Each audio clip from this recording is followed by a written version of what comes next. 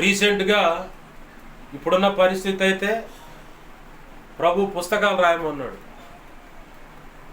రక్షణ సువార్త కర్ర పుస్తకం, అంటే కర్ర అంటే చెయ్యి, చేతిలో పట్టుకునే పుస్తకం. ఆ పుస్తకం రాయాలన్నా నిన్న శనివారం అనుమతి ఇచ్చాడు దేవుడు. అలాగనే ఆ రక్షణ సువార్త పుస్తకం పేరు ఏంటంటే ఆ చెమట రక్తముగా ఎందుకు మారింది, ఎవరి కోసం మారింది నీకు తెలుసా అని పుస్తకం పేరు.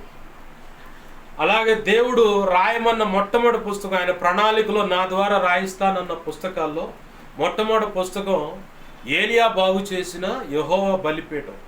అది పెద్ద పుస్తకం అన్నమాట. ఇంచుమించుగా 2 వైపులు లెక్కేస్తే 100 పేజీలు వస్తుంది. 2 వైపులు లెక్కేస్తే 100 పేజీలు వస్తుంది. అలాంటివి ఒకటే అని చెప్పని రాయమని చెప్పని అనుకున్న తర్వాత వీటి గురించి ఆలోచిస్తూ ఉంటే ప్రభు మళ్ళీ కొత్త విషయాలు చెప్పాడు. కొత్త సంగతులు, కొత్త పుస్తకాలు.